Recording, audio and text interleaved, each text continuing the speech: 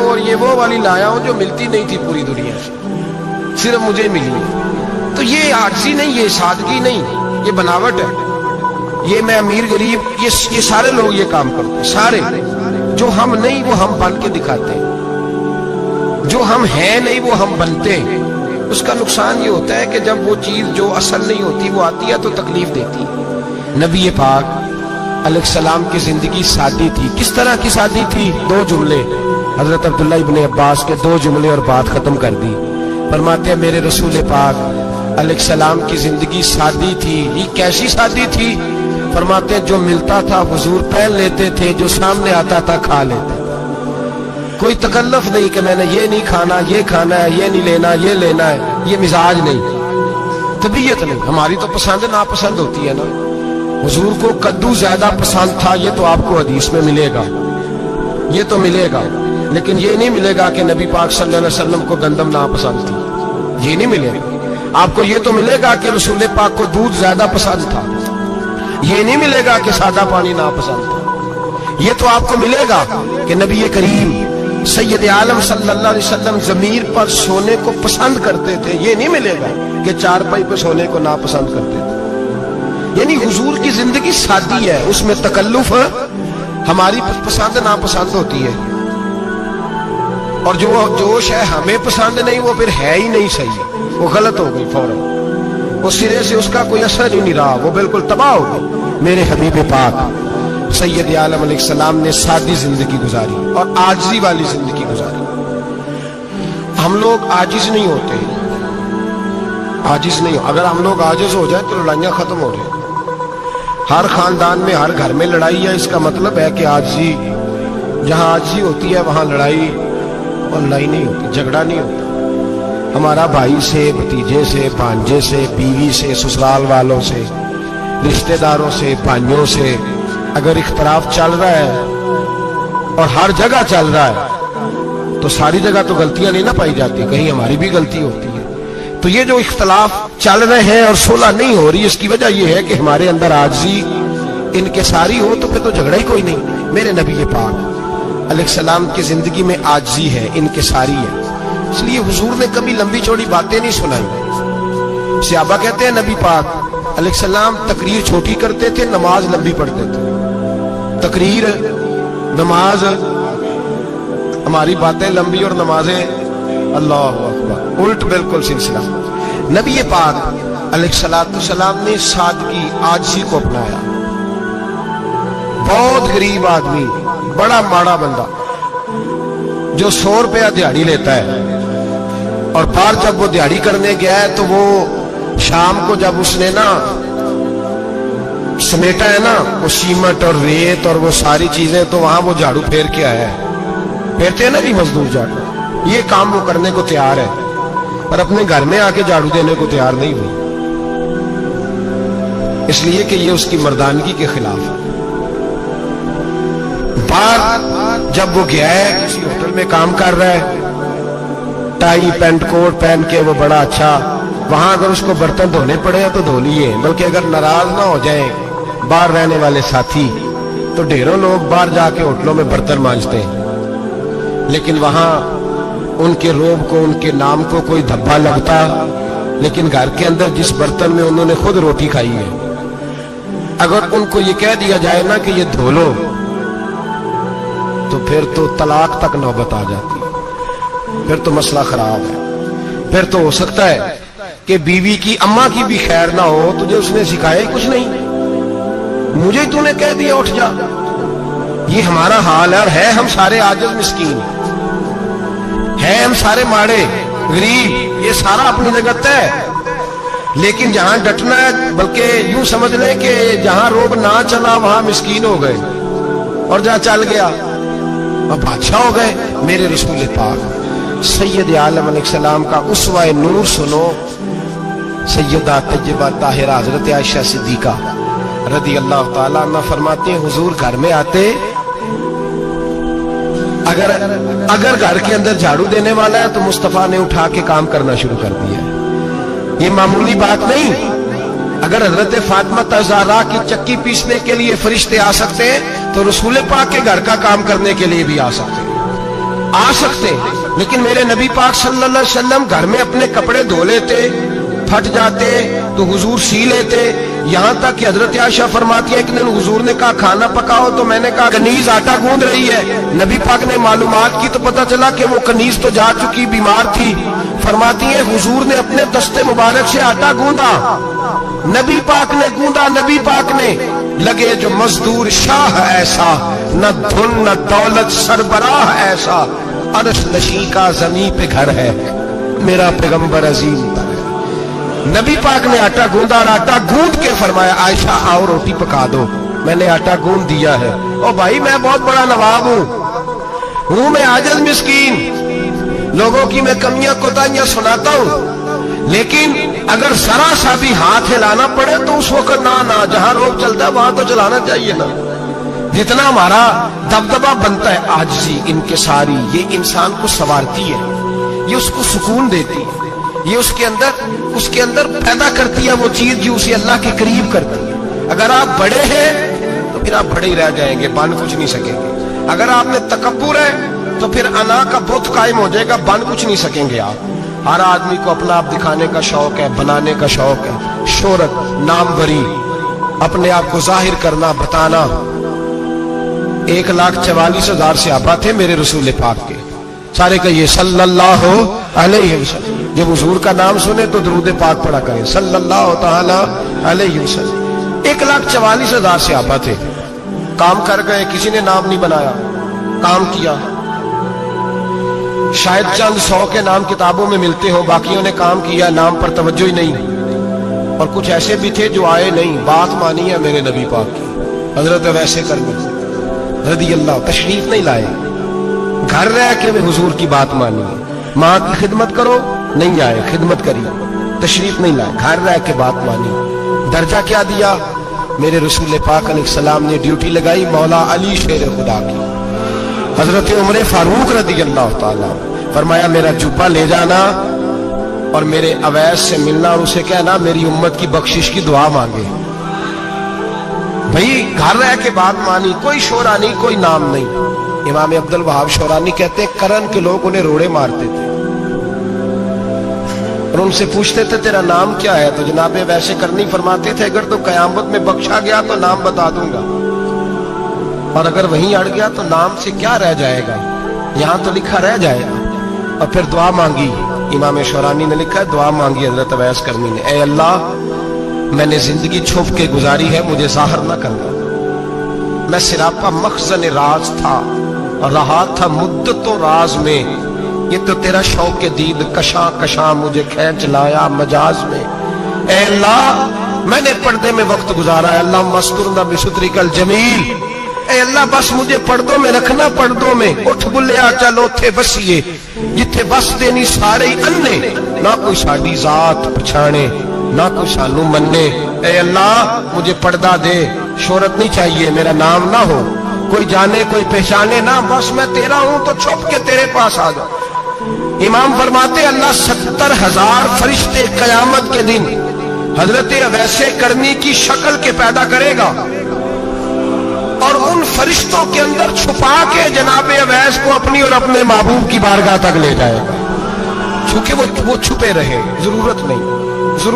میں سراپا مخزن راز تھا، میں تو رہا تھا مدتوں راز میں، یہ تو تیرا شوق دید کشاں کشاں مجھے کھینچ لایا مجاز میں. شوق نہیں، مجھے بھی پوچھ لو، میرا بھی نام لے لو. اب تو اس قدر زیادہ انا کا بت آ گیا. روٹی کھلاؤ، جس کو کھلائی اس کی فوٹو کھینچ کے فیس بک پہ دو. پانی پلایا تو پہلے اس کی فوٹو دے لو. اگر سلام لیا تو پہلے چھوڑ دو یار، بس کرو. یہ انا کے بت بنا لیا ہم لوگ، کس چکر میں پڑ گئی ہے دنیا. ایک غریب کو 2 4 5 روپے کیا دے دیے، ایک آٹے کا تھیلے کا دے دیا، 4 اخباروں میں خبر دے دی. یہ عاجزی ہے، یہ طریقہ ہے. اب تو لوگ یہاں تک ریاکاری کرنے لگے، نماز پڑھنے کے لیے آتے ہیں تو پہلے فوٹو کھینچ کے آتے ہیں جمعے کی تیاری کرتے ہوئے. بس کر دیں، بس کریں، کہیں رکیں، کسی جگہ سٹاپ کریں، اپنے اندر انکساری پیدا کریں. جو ختم ہو گیا وہ بچ گیا، جو اپنے آپ کو بناتا رہا وہ کبھی بن نہ سکا. बचा वही जो रब की बारगाह में मिट गया। हमारी तो उम्र गुजर गई है अपने आप को तामीर करते, सारी जिंदगी गुजर गई। मेरा भी नाम लो, 30 साल में रह के आया हूं जी सऊदी अरब के फलाने महल्ले में, किसी से मेरा नाम पूछोगे तो पहुंच जाओगे। क्या होते थे आप वहां, क्या नाम पूछे? वहां तो बादशाहों के नाम अब कोई नहीं लेता, मिट गए, जो आए थे चले गए। गखड़ आना तो चौक से किसी से भी पूछ लेना, मैं भी होता हूं, क्या होते हो? यहाँ बड़े लोग थे जिनका तूती बचता था, खत्म हो गए। तू और मैं भी जाने वाले, और जमाना आएगा, मिटने के लिए दुनिया आई है। अगर दुनिया में खुद ब खुद अपने आप को मिटा के रखोगे तो अल्लाह इज्जत अता फरमाएगा। हम तो इतना खड़े हुए हैं कि बहनों से, भाइयों से, ससुराल से, रिश्तेदारों से कट गए, इसलिए कि बुत नहीं टूट रहा अंदर का। मेरे नबी पाक सैयद आलम अलैहिस्सलाम के गुलाम बड़ा कुछ थे, पर उनकी जुबानों पे कभी कुछ होने का जिक्र नहीं आया। बड़ा कुछ थे, बड़ा कुछ थे। हजरत अबू बकर सिद्दीक रदी अल्लाह, बड़ा कुछ थे ना, क्या बात थी। मेरे मुस्तफा करीम सैयद आलम सल्लल्लाहु अलैहि वसल्लम ने फरमाया, अबू बकर मेरा वो खलील है कि दुनिया में भी मेरा सज्जन है, कयामत में भी मेरा दोस्त होगा, दुनिया और आखिरत में। वही अबू बकर है। महल्ले में 7 गरीब बच्चियां रहती हैं, वो कहती हैं हमारी बकरियां, बाप फौत हो गया, बकरियों का दूध धो दो। तो अबू बकर सिद्दीक बकरियों का दूध धोने चले जाते, उनके घर का काम काज करके आते हैं। सैयदना उमर फारूक, मेरे नबी पाक अलैहिस्सलाम ने फरमाया, फरिश्ते 950 साल मेरे उम्र की शान बयान करें तो खत्म नहीं हो सकता। इतना बड़ा शख्स उमर फारूक, इतना बड़ा आदमी। एक दिन ऐलान किया उमर फारूक ने, लोगों मस्जिद में आओ, बात करनी है। अमीरुल मोमिनीन का पैगाम है, सारे मस्जिद में आ जाए। खचाखच मस्जिद नबी सहाबा से भर गई। और ऐसा जब ऐलान होता था तो सहाबा दौड़ के आते थे, शायद कोई जंग है, शायद किसी ने हमला कर दिया है, शायद कोई नई बात है। दौड़े आए लोग, मस्जिद नबी खचाखच भर गई। सैयदना फारूक आजम रदी अल्लाह तआला अन्हु मिंबर पे बैठे। हजरत अब्दुर रहमान इब्ने औफ रदी अल्लाह तआला अन्हु फरमाते हैं कि सहाबा तजस्सुस के देख रहे हैं कि पता नहीं किसी तरफ से पैगाम नहीं आ गया, कोई काफिर हमला नहीं करने लगा, अल्लाह जाने क्या हुआ है, बड़ी परेशानी है। उमर बैठे, अल्लाह की हम्द की, नबी पाक सल्लल्लाहु अलैहि वसल्लम पर दुरूद पढ़ा, और फिर उमर फारूक बोले, फरमाने लगे, मैं जब मक्के में रहता था ना तो कभी घर में कहत आ जाता था, कभी कहत आता था घर में, बकरियों के दूध खुश्क हो जाते थे, गंदम नहीं मिलती थी, पानी नहीं होता था। तो फरमाया मेरी अम्मा मुझे खाला के घर भेज देती थी। कबीला बनु मखजूम, उस कबीले में मेरी खाला की शादी हुई थी, तो वो मालदार लोग थे, उनके पास ज्यादा बकरियां, ज्यादा ऊंट, ज्यादा गायें, ज्यादा खेत थे। हजरत उमर फारूक फरमाने लगे, मैं उनके घर जाता तो मेरे खालू समझ जाते कि उमर को इसलिए भेजा गया है कि कहत आ गया है। फरमाते हैं वो मुझे सवेरे बकरियां चराने ले जाते, शाम तक मैं उनकी बकरियां चराता हूं। अमीरुल मोमिनीन उमर, एक तरफ मसला यह है कि कैसर और किसरा की दीवारें हिल रही हैं उमर के नारों से, और इधर उमर मिंबर पे बैठ के खुतबे दे रहे। फरमाते मैं बकरियां चराता, शाम तक खाला के घर जाके मजदूरी करता, और फरमाते शाम होती तो एक मुट्ठी किशमिश मुझे देते वो। आप फरमाते मैं बड़े कद वाला था, एक मुट्ठी किशमिश मिलती है, कभी एक मुट्ठी खजूरे, मैं शाम को खा के सो जाता। कई महीने यूं ही गुजरते तो मेरी अम्मा का पैगाम आता कि हालात सही हो गए, मेरे बेटे को भेज दो। ये बात कही, हजरत उमर रोने लगे और फिर कहने लगे, अब वो वक्त आया है कि लोग मुझे अमीरुल मोमिनीन उमर कह के पुकारते हैं। बस ये 2 बातें की। उमर ने कहा चलो जोहर का वक्त हो गया, अजान पढ़ो, उठो नमाज पढ़े, उठो। अजान हुई, इकामत हुई, जनाबे उमर ने नमाज पढ़ाई, लोग चले गए। तो सैयदना अब्दुर रहमान इब्ने औफ जनाना था जनाबे उमर से, बाजू पकड़ के कहने लगे, उमर सियाना बंदा है यार तू, ये 2 बातें सुनाने के लिए इतना मजमा इकट्ठा किया था, ये 2 बातें कहने के लिए कि मैं खाला के घर जाके मजदूरी करता था तो एक मुट्ठी किशमिश मिलती थी, एक मुट्ठी खजूरें, ये कहने के लिए कि मैं बकरियां चराया करता था। तो हजरत उमर फारूक रदी अल्लाह तआला अन्हु फिर रोए, फिर आंखों में आंसू आए। कहने लगे अब्दुर रहमान, आज ना मिस्र शाम से कुछ लोग आए थे और वो बता रहे थे कि उमर तेरा डंका वहां भी बड़ा बजता है। वो मुझे कह रहे थे तेरे नाम के वहां भी बड़े दबदबे हैं, बड़े तस्करे हैं। तो मेरा नफ्स मुझे कह रहा था, उमर देखा तू यहां बैठा है और वहां तेरे नाम का शोर हो रहा है, मुझे इसने बड़ा किया है। तो मैंने आज मुस्तफा के सारे गुलाम इकट्ठे करके अपनी औकात बता दी। मैंने अपनी औकात बताई है कि मैं कुछ नहीं, कोई शय नहीं, कोई चीज ही नहीं, असी किसी से कुछ नहीं जे लगदे, ना कोई साडा दर्दी। मैंने बताया है कि मैं तो किसी के बकरियां चरा के एक मुट्ठी किशमिश लेके गुजारा किया करता था। गुजारा मुझे मेरे कुछ साथी ना ले गए गुजरांवाला सर्दियों के मौसम में। मुझे कहने लगे स्वेटर पसंद कर ले अपनी मर्जी का। तो मैंने कहा यार मुझे तो वही मजा आता है जो मेरी अम्मा क्रोशिये से बनाया करती, वही। वो पहले अब्बा पहनते थे, फिर वही स्वेटर बड़ा भाई पहनता था, फिर हमारे खाते में आ गया। और फिर उसकी तारीफें होती थी गुर्बत छुपाने के लिए, उसकी तारीफें होती थी, बड़ी मेहनत से बना है जी, क्या बात है, बड़ा गर्म है। तो अब छोटे भाई को दे दिया जाए। हमने कहा वही जमाना देखा है, वही रंग देखा हुआ है और उस पर फख्र है। अब तो लोग जब कुछ हो जाता है ना, 2-4 लोग जानने लगते हैं तो लोग फटाफट दावा कर देते हैं खानदानी रईस आज़म, बड़ी बात है। ऐसी कोई बात नहीं। जिसको अपना आप याद रहता है उसे खुदा भी याद रहता है, जिसे अपना आप याद रहता है उसे रसूलुल्लाह भी याद रहते हैं, जिसे अपना आप याद रहता है उसकी नजर में दूसरे लोग भी कुछ होते हैं, मैं उम्रे के लिए, हज के लिए जाता रहता हूँ, रब मुझे अपने फजल से बुला लेता है। तो मैं एयरपोर्ट से नीचे उतरा तो एक साहब मेरे जानने वाले थे, दौड़ के आए और मुझे कहने लगे क्या बात है, सुना है इस दफा आप सऊदी एयरलाइन से आए, सीधा मदीना शरीफ आए, क्या बात है आपकी। और मैंने कहा साहब छोड़ दे, मैं भी जब पहली दफा आया था तो मैं भी बड़ा घूर के एयरपोर्ट देखता था, मैंने कभी देखा जो नहीं था, मैं बड़ा घूर के देखता था। कोई ऐसी बात नहीं है, ये निजाम कुदरत है, बादशाह के फैसले हैं, वो जब चाहता है जिस तरह के चाहता है फैसले फरमा लेता है। तो ये उसके फैसलों की बात है।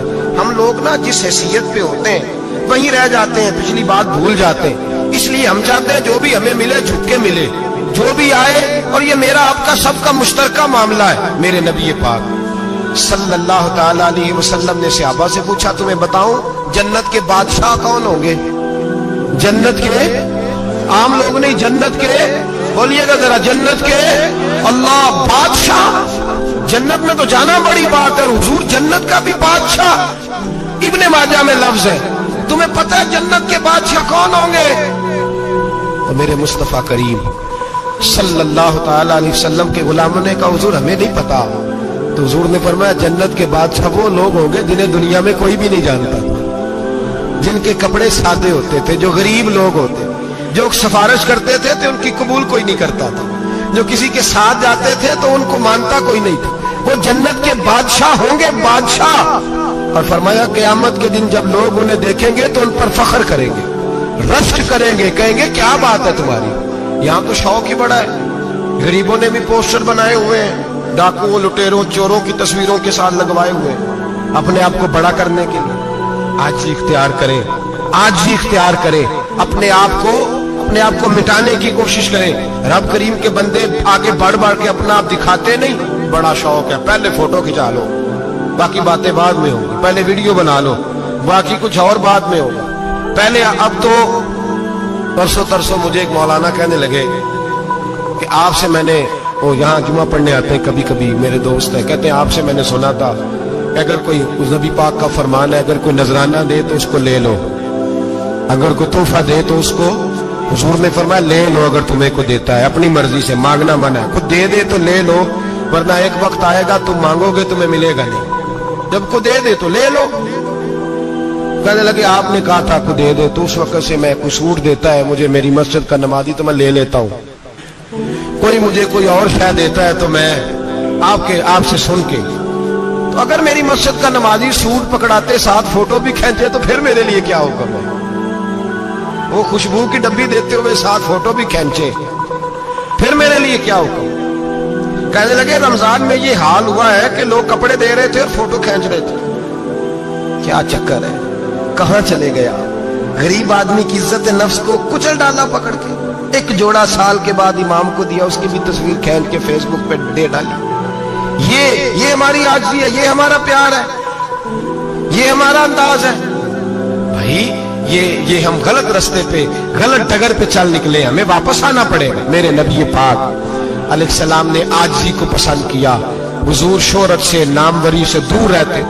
नबी पाक अलैहिस्सलाम ने आजिज़ी, इनकिसारी और सादगी और कनात इनको अपना के रखा, सीने से लगा के। ये नहीं कि माल नहीं आया, बहरीन से लाखों दिनार आए हुजूर के जमाना ज़ाहिरी में। तबूक के बाद फतुहात हुई तो लाखों दिनार आए, लेकिन हजरत आयशा कहती है हमारे घर में 4 दिन के बाद ही रोटी पकी, हमने एक वक्त ही खाना खाया।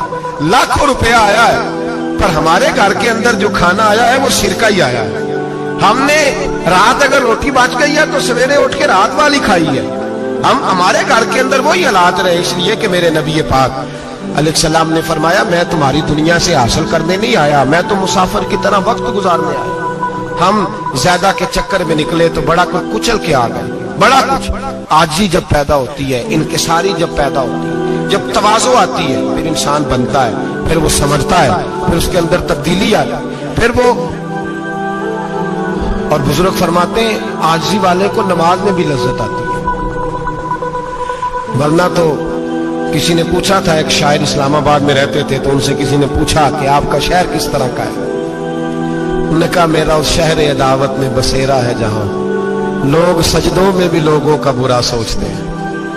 मेरा उस शहर अदावत में बसेरा है जहां लोग सजदों में भी लोगों का, नमाज पढ़ते हुए कहते हैं देखो कितनी बू आ रही है इससे, कपड़े नहीं बदल के आया। नमाज पढ़ते हुए भी साथ वाले के बारे में बुरा सोचते हैं। जब आजी सैयद अहमद कबीर रिफाई रहमतुल्लाह ताला अलैह, ये सिलसिला रिफाइया के शेख हैं, आला हजरत रहमतुल्लाह अलैह ने इनकी बड़ी तारीफ लिखी है फतावा रज़विया में।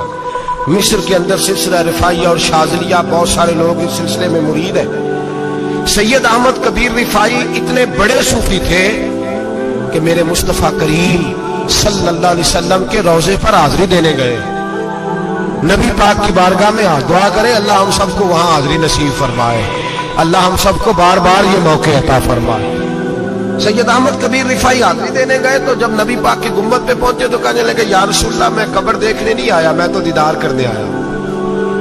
हुजूर ये तो ज़ियारत में करता रहता था, दीदार करने आया। ये कह के रोने लगे। इतनी देर रोए कि मेरे मुस्तफ़ा करीम ने अपना दस्ते मुबारक कब्र से बाहर निकाल दिया, हाथ मुबारक बाहर आया। 10,000 लोगों ने देखा। कितने लोगों ने? अब यहां भी लोगों को शक होगा जी कैसे बाहर आया, तो बुखारी सुना देता हूं, मसला जरा हल हो जाए। मस्जिद नबी की तामीर हो रही थी, तामीर तो कहते हैं कि दीवार नहीं, तामीर करते वक्त ना एक दीवार गिरी, ये बुखारी के लफ्ज है। दीवार गिरी तो एक पैर बाहर आ गया। पैर को देखा तो कहते हाथ रखते थे तो उसमें बिल्कुल ऐसे था जैसे खून साइडों पे हो गया, बिल्कुल जिंदा। शोर हो गया कि ये नबी पाक का कदम मुबारक है, हुजूर का। बहुत सारे लोग इकट्ठे हुए, उलमा को बुलाया, पैर देखा तो कहने लगे नबी पाक का नहीं, ये तो सैयदना फारूक आजम का है। जब ये कहा ना फारूक आजम का है तो फिर एक शोर उठा कि ये हाल है उनके गुलामों का तो सरकार का आलम क्या होगा। ये हाल है उनके गुलामों का तो फिर सरकार का आलम। ये बुखारी है। तो जिंदा है वल्लाह, तो जिंदा है वल्लाह, मेरी चश्मे आदम से छुप जाने वाला। सैयद अहमद कबीर रिफाई इतने बड़े, नबी पाक सल्लल्लाहु अलैहि वसल्लम ने दस्ते मुबारक बाहर निकाला, 10,000 लोगों ने देखा। किसी ने हजरत सैयद अहमद कबीर रिफाई से पूछा कि बाबा इतना बड़ा दर्जा, इतना बड़ा मकाम कैसे मिला? तो बाबा जी कहने लगे जिंदगी में कभी किसी को हकीर नहीं समझा, किसी को कभी हकीर, कभी किसी को अपने से कमतर नहीं समझा। तो अल्लाह ने देखे ना, अगर आप नहीं समझेंगे तो उसके लिए भी आपको उन्वान मिल जाएंगे, और अगर समझना है अपने आप को बड़ा तो उसके लिए भी मौके मिल जाते हैं। हजरत शफीक बल्खी बहुत बड़े सूफी बुजुर्ग हुए, पर नौजवान थे, जवानी में ही अल्लाह ने बड़ा मर्तबा दिया। हजरत अब्दुल्ला बिन मुबारक बूढ़े थे, दोनों एक महफिल में इकट्ठे हुए। अब बगदाद सारा मानने वाला था, दोनों का मानने वाला था। आखिर में दुआ बुजुर्ग कराया करते थे महफिल के इख्तिताम पर। हजरत शफीक बल्खी जनाब अब्दुल्ला बिन मुबारक से कहने लगे आप दुआ करें, आप दुआ करें, आप बुजुर्ग हैं। अब जिसने जो मानना है उसे उसके लिए उन्वान भी मिल जाएगा। हजरत सैयदना अब्दुल्ला बिन मुबारक कहने लगे बेटे तू दुआ कर, तेरी उम्र थोड़ी है, तेरे गुनाह भी थोड़े हैं, तेरी उम्र थोड़ी है, तेरे गुनाह भी थोड़े हैं, تو سیدنا شفیق بلخی کہنے لگے نہیں حضور آپ دعا کریں, آپ کی عمر زیادہ ہے تو نیکیاں بھی تو زیادہ ہی ہے نا, نمازیں بھی تو آپ کی زیادہ ہے نا, روزے بھی تو زیادہ, رمضان بھی تو آپ کی عمر میں زیادہ ہے نا, آج بھی تو آپ نے زیادہ. اگر آپ نے کسی کو اپنے سے بڑا سمجھنا ہے تو عنوان آپ کو مل جائے, چھوٹا سمجھنا ہے تو اس کے لیے بھی عنوان آپ کو. بات تو یہ ہے کہ آپ کیا کرنا, اگر آپ کسی کو حقیر سمجھنا چاہتے ہیں تو بات ختم ہو گئی. سید احمد کبیر رفاعی فرماتے ہیں زندگی بھر کبھی کسی کو حقیر نہیں سمجھا. اللہ کی ساری مخلوق کی کیا بات ہے. اللہ قرآن میں کہتا ہے ان اللہ لا یستحی ان یضرب مثلا ما بعوضۃ فما فوقها, اللہ شرم نہیں کرتا کہ ایک مچھر کی مثال بیان کرے یا اس سے بھی کم تر. اللہ مچھر کی بات کرتا ہے اتنا بڑا ہو کے, وہ کہتا ہے میں کروں گا, میری مخلوق جو ہے میری مخلوق. تو حضرت احمد کبیر رفاعی فرمانے لگے میں نے کبھی کسی کو حقیر, بولیے کبھی کسی کو حقیر. ہم لوگوں کے پاس عنوان بڑے حقیر سمجھنے کے لیے, ہم سمجھ لیتے ہیں. امیر آدمی کہتا ہے غریب محنت کیوں نہیں کرتا, محنت کرے امیر ہو جائے گا, عنوان ہوا کہ نہ تنقید کرنے کا. 4 بچے ہیں کریں کمائی امیر ہو جائیں گے. اب وہ حقیر سمجھ رہا ہے غریب کو, غریب بھی امیر کو حقیر سمجھتا ہے. وہ بھی کہتا ہے جو اس نے کمایا سارا ہی حرام ہے, جائز 1 پیسہ نہیں, اس نے بھی حقیر سمجھ لیا. یعنی وہ یہ کہہ رہا ہے کہ میں حلال کھاتا ہوں, یہ امیر حرام کھاتے ہیں, تو بات ختم ہو گئی. اس نے بھی حقیر سمجھ لیا, اس نے بھی حقیر سمجھ لیا. اب عنوان ہی تھا نا, اگر عنوان بدل لیتے تو بات بن جاتی. امیر اگر یہ کہتا کہ میں اس غریب کی مدد کروں گا اس لیے کہ پیسے محنت سے نہیں ملتے, خدا کے فضل سے ملتے ہیں, تو وہ یہ نہ کہتا کہ یہ محنت کرتا تو آگے چلا جاتا. اور غریب اگر سمجھتا اس بات کو تو یہ نہ کہتا امیر سارے حرام ہی کھاتے ہیں, وہ کہتا بھئی رب نے جو میرے لیے پسند کیا مجھے دیا, جو اس کے لیے پسند کیا اسے دیا, بات ختم ہو گئی, جھگڑا ختم. عنوان تو مل جائے گا آپ, مثبت بھی اور منفی بھی. تو اچھی بات نہیں کہ مثبت اختیار کریں. سید احمد کبیر رفاعی کہتے ہیں میں گزر رہا تھا, ایک دن میرے ساتھ ایسا ہوا کہ میں گزر رہا تھا کھیت کے اندر سے, ادھر بھی پانی تھا ادھر بھی پانی تھا. ہوتا ہے نا پانی پانی ہوتا ہے فصلوں میں کئی دفعہ. کب ہوتا ہے زیادہ پانی؟ نہیں جب کدو کری رہے جی, اور جب کدو کرتے ہیں نا تو دونوں جانب پانی بھرا ہوتا ہے نا جی, وہ ٹریکٹر بھی پانی میں چلتا ہے. میں پینڈو ہوں نا, مجھے زیادہ پتا ہے کیا حالات ہوتے ہیں. تو وہ ادھر بھی پانی ادھر بھی پانی, تو درمیان میں سے وہ منڈیر ہوتی ہے چھوٹی سی, بات ٹاکھیدہ ہے اپنی زبان ہے. تو کہتے ہیں ادھر بھی پانی تھا ادھر بھی پانی تھا. سید احمد کبیر رفاعی کہتے ہیں میں گزر رہا تھا, عصر کی نماز کا ٹائم ہو گیا, میں جلدی جلدی جا رہا, سامنے سے کتا آ گیا. انسان اشرف المخلوقات ہے, لیکن وہ اللہ کا شکر کرے گا کہ اس نے مجھے اشرف بنایا. یہ نہیں کہہ سکتا کہ یہ مخلوق حقیر ہے, یہ بری ہے, یہ نہیں کہہ سکتا. شکر کرے کہ مجھے اللہ نے اشرف. سید احمد کبیر رفاعی کہتے کتا آ گیا سامنے سے. اب کتا آیا تو مجھے جلدی تھی, کتا بھی بھیگا ہوا تھا. اب میرا دل کرے کہ کتا نیچے اترے تو میں گزروں, کتا کھڑا ہے کہ یہ سائیڈ پہ ہو تو میں گزروں. کہتے ہیں دیر ہو گئی تو مجھے ڈر لگتا تھا, میں نے کبھی کتے کو بھی نہیں جھڑکا تھا, کبھی کتے کو بھی, اپنی اتنی حیثیت ہی نہیں, جھڑکا ہی نہیں کبھی کسی سے. آپ فرماتے ہیں دیر ہو گئی تو میں نے کہا یا اللہ, حضرت سید احمد کبیر کہتے ہیں میں نے کہا یا اللہ اس کتے کو زبان ہی دے دے, میں اسے کچھ سمجھا ہی دوں, اسے زبان ہی دے دے, تو قادر مطلق ہے, اسے زبان دے دی. تو میں نے کتے سے کہا نیچے اتر جا, میں نے نماز پڑھنی ہے. تو کہنے لگا بابا جی آپ اتر جائیں, آپ اتر جائیں, آپ اتر جائیں, میں کیوں اتروں؟ تو سید احمد کبیر رفاعی کہتے ہیں میں نے اس سے کہا کہ بات یہ ہے کہ میرے اوپر نماز فرض ہے, تیرے اوپر فرض نہیں, تو میں نے نماز پڑھنی ہے. اگر میں کھیت میں اتر گیا تو کیچڑ ہے, میرے کپڑوں کو مٹی لگ جائے گی, پتہ نہیں پانی پاک ہے کہ ناپاک ہے, تو تو اتر جا, تیرے اوپر نماز نہیں فرض, مجھے جانے دے. تو سید احمد کبیر رفاعی کہتے ہیں اس نے ایسی بات کی کہ میرے اوپر وجد طاری ہو گیا. کتے نے بات کی تو میں کانپنے لگا. راتی جاگے شیخ صدامے, راتی جاگ دے کتے, تیتھو کتے مالک دا در مول نہ چھڑ دے, پاویں مارو 100 جتے, تیتھو کتے وہ ایک برکی دا قدر پچھانن, پاویں مالک ہو من ستے, تیتھو کتے رکھا سکھا کھا, دنے جار رکھاں وچ ستے, تے تیتھو تے اٹھ بلیا, چل یار منا لے نہیں تے بازی لے گئے نہیں کتے, اٹھ بلیا چل یار منا لے نہیں تے بازی لے گئے کتے تے تے تھوتے. سید احمد کبیر رفاعی کہتے ہیں وہ مجھے کہنے لگا آپ اتر جائے. تو میں نے کہا بھائی میرے اوپر نماز فرض ہے تیرے اوپر فرض نہیں, تو اتر جا, میرے کپڑے آلودہ ہو جائیں گے تو کیا کروں گا. تو کہتے ہیں اس نے بات کی تو میں گھبرا گیا اور چھلانگ لگا کے میں کھیت میں اتر گیا.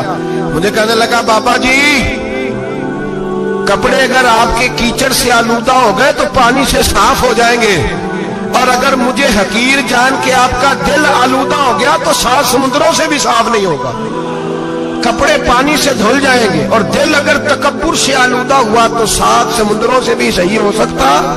نہ حقیر نہیں جاننا, نہ مولوی کو, نہ صوفی کو, نہ درویش کو, نہ کھیت میں کام کرنے والے کو, نہ پٹھے پہ مزدوری کرنے والے کو, نہ گاڑی کا شیشہ صاف کرنے والے کو, نہ تیل ڈالنے والے کو. نہ کسی کو حقیر نہ جان, نہ کسی کے حال پہ طنز کر, نہ کسی کے غم کا مذاق اڑا, اور جسے چاہے جیسا نواز دے. یہ مزاج لطف رسول ہے. نہ کوئی آیا لے کے چلا گیا, کوئی عمر بھر بھی نہ پا سکا. میرے مولا تجھ سے گلا نہیں, یہ تو اپنا نصیب ہے بھائی, حقیر نہیں جاننا. سید احمد کبیر رفاعی فرماتے ہیں وہ کتا تو گزر گیا, میں دوڑا گھر گیا, جا کے میں نے غسل کیا, کپڑے بدلے. فرماتے ہیں پہلے بھی میں اثر پڑتا تھا, پر آج جب نماز پڑھی تو بڑا ہی مزہ آیا. میں سر سجدے میں رکھوں میرا اٹھانے کو جی ہی نہ چاہے, میں رکوع میں جاؤں تو میرا سر اٹھانے کو دل ہی نہ چاہے. میرا دل کرے آج مغرب لیٹ ہو جائے, آج سورج دیر سے غروب ہو, میں آج سارا دن اثر ہی پڑھتا رہوں. بھائی جب تو عاجزی والی پڑھتا ہے, جب تو انکساری والی پڑھتا ہے, جب تو حضرت سیدنا معاویہ بن خطیج رضی اللہ, حضرت معاویہ بن سفیان ہے, ایک معاویہ بن خطیج صحابی ہیں, وہ کہتے ہیں میں جنگ فتح کر کے آیا تو سخت گرمی کا موسم تھا, مجھے پتا تھا کہ عمر فاروق دوپہر کو آرام کر رہے ہوں گے. آپ فرماتے ہیں میں مسجد نبوی میں بیٹھ گیا, ایک بچی جناب عمر کے گھر سے نکلی تو مجھے کہنے لگی معاویہ آپ کا نام ہے؟ میں نے کہا ہاں. اندر جا کے جناب عمر کو بتایا تو عمر دوڑے آئے, اور جب آئے تو سر پہ ٹوپی کوئی نہیں, پیروں میں جوتا کوئی نہیں. کہنے لگے میں تیرا انتظار کر رہا تھا, آج مجھے امید تھی تو آئے گا, تو نے بتایا کیوں نہیں؟ تو میں نے کہا حضور مجھے پتا ہے رات ساری آپ چہرے پہ کپڑا ڈال کے مدینے کی گلیوں میں رہتے ہیں, تو دوپہر کو آپ آرام کرتے ہوں گے, اس لیے میں نے کوشش کی کہ آپ کو بیدار نہ کروں, آپ آرام کر رہے ہوں گے, اس لیے یہ میں نے کوشش کی کہ میں بیٹھتا ہوں مسجد میں آرام کرتا ہوں, جب آپ آئیں گے تو دیکھی جائے گی. حضرت عمر فاروق نے جلال کیا, فرمایا تو مجھے غافل سمجھتا ہے کہ میں سو جاؤں گا؟ اور آپ فرمانے لگے میں قوم کا خادم ہوں جس کی اتنی زیادہ رعایا ہو وہ سو جائے چپ کر کے, میں نے جواب نہیں دینا اللہ کی بارگاہ میں. فرمایا میرے امیروں کی طرح سونے جاگنے کے وقت مقرر نہیں, میں قوم کا خادم ہوں, جس وقت بھی آیا کرو مجھے جگا لیا کرو, مجھے قبر میں جا کے خدا کو بھی جواب دینا ہے, محمد مصطفیٰ کو بھی جواب دینا ہے. میرے بھائی یاد رکھیں جب یہ چیزیں پیدا, اور پھر ہم نے ان تکلفات میں نے کئی دفعہ یہ بات بیان کی ہے, اب تو لوگ رشتے کرتے ہیں تو ڈی سی کالونی میں کرائے کا مکان خریدتے ہیں, 2-4 غیروں کی گاڑیاں منگا کے دروازے کے آگے کھڑا کرتے ہیں, رشتہ ہو جاتا ہے بڑا گھر دیکھ کے, اور جب شادی کے چوتھے دن پتہ چلتا ہے کہ یہ کرائے کا مکان تھا, تو رشتے مکانوں پہ قائم نہیں ہوتے, اعتبار پہ قائم ہوتے ہیں. وہ اعتبار ٹوٹتا ہے تو زندگی بھر قائم نہیں ہوتا دوبارہ. جو آپ ہیں آپ وہی رہیں, جو آپ نہیں ہے وہ کبھی بننے کی کوشش نہ کریں. اور میرے عزیز یہ بھی یاد رکھیں عاجزی آپ کو سوار دے گی, اور ویسے بھی ہم اللہ کے حضور جانے والے, اگر پردوں میں چھپ کے چلے جائیں گے تو بچ جائیں گے, اور اگر ہم اپنا آپ دکھاتے ہی رہیں ساری زندگی اسی چکر میں رہیں کہ مجھے بھی پوچھو, مجھ سے بھی مشاورت کرو, میری بھی بات سنو, تو یہ انا کی دوڑ تو ختم ہی نہیں ہوتی. حرص صرف پیسے کی نہیں ہوتی, حرص ہوس شہرت کی بھی ہوتی ہے. اور نبی پاک صلی اللہ علیہ وسلم نے اس کو بھی بیان فرمایا ہے کہ یہ جو تیرے اندر چیز پیدا ہوتی ہے نا, میں جانا جاؤں پہچانا جاؤں, اس سے بھی اپنے آپ کو بچا. صحابہ کے بعد جس شخص کی خلافت سب سے مضبوط ہوئی وہ حضرت عمر بن عبدالعزیز تھے. اتنی بہترین خلافت کی کہ لوگوں کو حضرت عمر کا زمانہ یاد آ گیا. حضرت عمر بن عبدالعزیز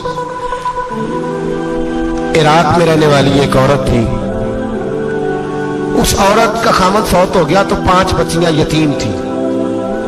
وہ عراق سے چلی اور جناب عمر بن عبد العزیز کے پاس آئی کہ آپ میری بچیوں کا وظیفہ لگا دیں۔ وہ کہتی ہے جب میں پہنچی نا یہاں تو اب تو استقبال آنا جانا بڑے معاملات ہیں، اب تو بچی کی بارات آئے اور 5 7 10 20 لوگ دروازے پہ کھڑے نہ ہو تو بارات ناراض ہو جاتی ہے، کہتے ہمارا استقبال ہی کسی نے نہیں کیا۔ تو استقبال تو اب اس طرح ہے جس طرح نشہ نہیں ہو، یہ استقبال کی حالت ہے، امیروں سے لے کے غریبوں تک۔ مجھے پوچھا ہی نہیں، کسی نے کرسی نہیں دی، آگے ہی نہیں بٹھایا، یہ والا معاملہ ہے۔ اور میں میری طرح کے لوگ نیک لوگوں کی بات نہیں کرتا، اب تو ہم دیکھتے ہیں فلاں مولانا کا استقبال ہو رہا ہے، فلاں کے لیے لوگ کھڑے ہو رہے ہیں، نعرے لگ رہے ہیں، اور اب تو میں دیکھتا ہوں ایسے ایسے ہاتھ لہراتے ہیں صوفی اور درویش کہلانے والے، جیسے سیاسی لیڈر لہرایا کرتے ہیں۔ یہ کیا طریقہ ہوا؟ یہ کون سا طرز زندگی؟ میرے نبی پاک صلی اللہ علیہ وسلم نے فرمایا جو خواہش کرے کہ میں آؤں اور لوگ کھڑے ہوں وہ تو جہنمی ہے، تو دوزخی ہے۔ سارے وہی طریقے ہم اختیار کرتے جا رہے ہیں، وہی پروٹوکول ہے ہر جگہ۔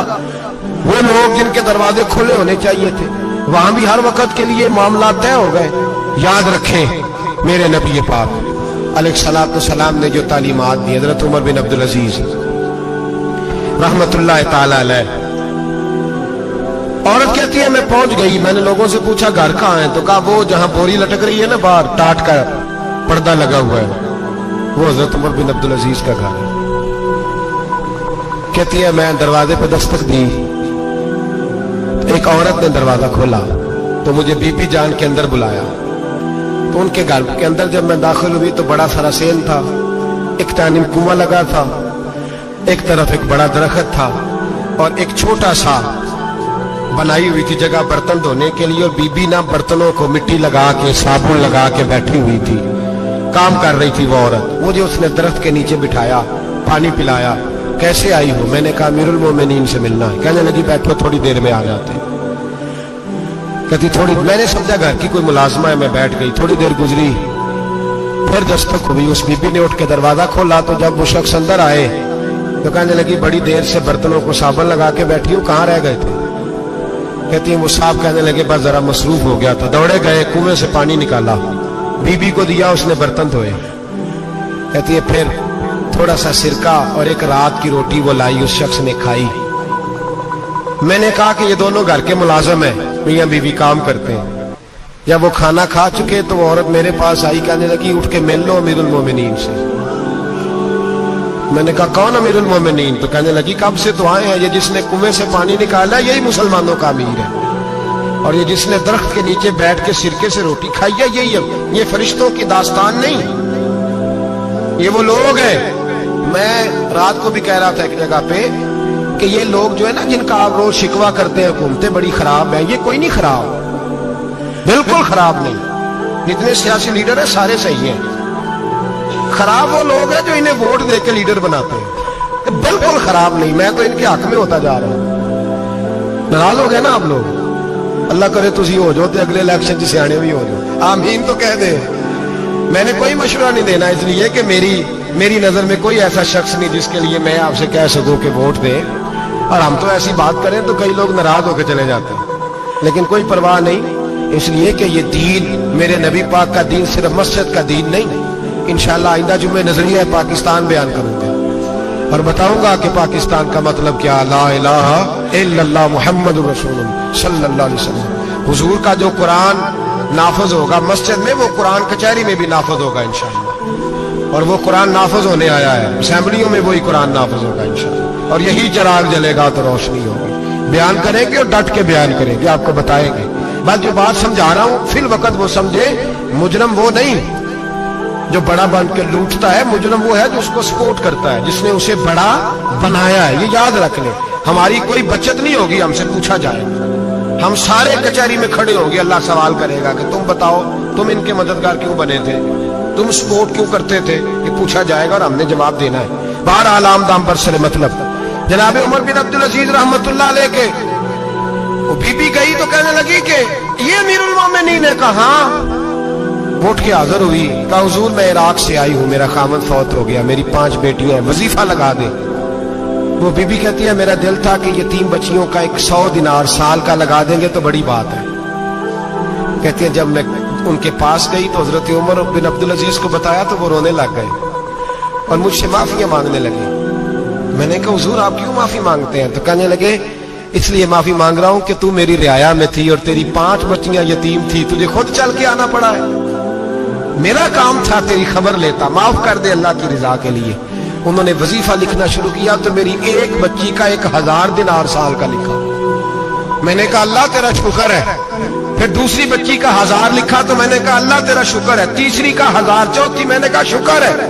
جب چوتھی کا لکھا تو میں نے کہا اللہ آپ کا اقبال بلند کرے, اللہ آپ کو ہمیشہ اسی طرح پھلتا پھولتا رکھے. کہتے ہیں جناب عمر بن عبد العزیز نے قلم رکھ دیا, فرمانے لگے میں 5ویں کا وظیفہ نہیں لکھوں گا, 4 بہنوں سے کہنا بانٹ کے اسے بھی دے دیں. کہا حضور کیوں؟ آپ فرمانے لگے جب تک تو اللہ کا شکر ادا کر رہی تھی میں بھی رب سے جڑا ہوا تھا اور اللہ سے ڈر کے لکھ رہا تھا. اب تو نے میری تعریف کی ہے, اب میری ذات آ گئی ہے.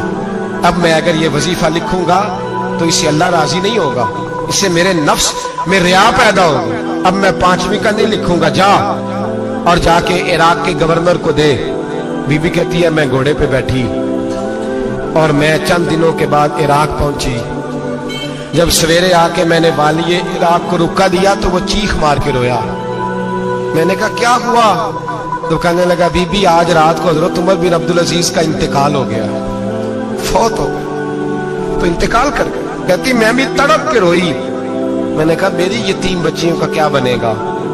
تو وہ گورنر کہنے لگا تیرے وظیفے جاری رہیں گے, تجھے ملتے رہیں گے. تو کہنے لگی کیسے؟ کہنے لگا میں اگر تو گورنر رہا تو تیرا وظیفہ جاری رہے گا, اور اگر گورنری سے اتر بھی گیا تو میں ذاتی طور پہ مالدار ہوں, پھر بھی تیری بچیوں کے ماہانہ پیسے پہنچتے رہیں گے. میں نے کہا تو کیوں دے گا؟ سبحان اللہ سبحان اللہ سبحان اللہ سبحان اللہ سبحان اللہ سبحان اللہ سبحان اللہ سبحان اللہ. مک چند وجہ شانی متھے چمکے لاٹ نورانی کالی زلف تے اک مستانی مخمور اکھیں ہن مدبریاں سبحان اللہ سبحان اللہ سبحان اللہ سبحان اللہ سبحان اللہ. کہتی میں رو پڑا. کہنے لگا اگر امیر حضرت عمر بن عبد العزیز جیسے ہو تو پھر اللہ گورنروں کے دلوں میں بھی رحم ڈال دیا کرتا ہے, پھر میرے جیسے لوگوں کو بھی وہ بدل دیتا ہے. حضرت عمر بن عبد العزیز گھر آئے, 3 بیٹیاں تھیں. ایک کو آواز دی وہ آئی تو اس نے منہ پہ ہاتھ رکھا ہے, دوسری کو آواز دی وہ آئی تو منہ پہ ہاتھ رکھا ہے, تیسری کو آواز دی تو منہ پہ ہاتھ رکھا ہے. آپ نے اپنی بیوی سے کہا کہ یہ بچیاں منہ پہ ہاتھ کیوں تینوں نے رکھا ہوا, کیا بات ہے؟ تو بی بی رو پڑی, کہنے لگی 4 دن ہو گئے میری بیٹیاں پیاس سے روٹی کھا رہی ہیں, 4 دن ہو گئے. ان کے منہ سے بدبو آتی ہے اس لیے وہ آپ کے سامنے آتی ہیں تو منہ پہ ہاتھ رکھ لیتی ہیں 4 دنوں سے. بی بی رو رہی ہے. حضرت عمر جلال میں آ گئے. آپ فرمانے لگے تو یہ رو رہی ہے, تو روئی ہے, تو نے میرے گھر میں رہ کے اللہ کی ناشکری کی ہے, تو شکر ادا نہیں کرتی کہ 3 وقت پیاز اور روٹی تجھے گھر کی 4 دیواری کے اندر مل جاتا. رو رہی ہے. میں میرے ساتھ باہر نکل, تجھے وہ لوگ دکھاؤں جو جھونپڑیوں میں رہتے ہیں اور مانگ کے کھاتے ہیں. تجھے دکھاؤں. اتنی ناشکری کہ گھر کے اندر پیاز پہنچ رہا ہے, روٹی پہنچ رہی ہے, اور تو کہتی ہے میری بیٹیاں پیاز سے کھاتی ہیں. شکر کر فاقے نہیں کاٹنے پڑے. پھر اگلے لفظ کہیں تو رو پڑے. فرمانے لگے میں نے تو مصطفیٰ کے وہ حالات بھی سنے ہیں جس میں کئی دن بی بی فاطمہ نے فاقے کی. تو گھر کے اندر پیاز پہنچ رہا ہے, تو ابھی بھی سادگی, عاجزی اور قناعت نعمت تھی ان لوگوں کی. ہمارے ہاں روز شکوا ہے، کس بات کا؟ گاڑی کوئی نہیں، روز رونا ہے، کس بات کا؟ بنگلہ کوئی نہیں، روز رونا ہے، کس بات کا؟ بینک بیلنس کوئی نہیں، 10 جوڑے کیوں نہیں عید پہ آئے؟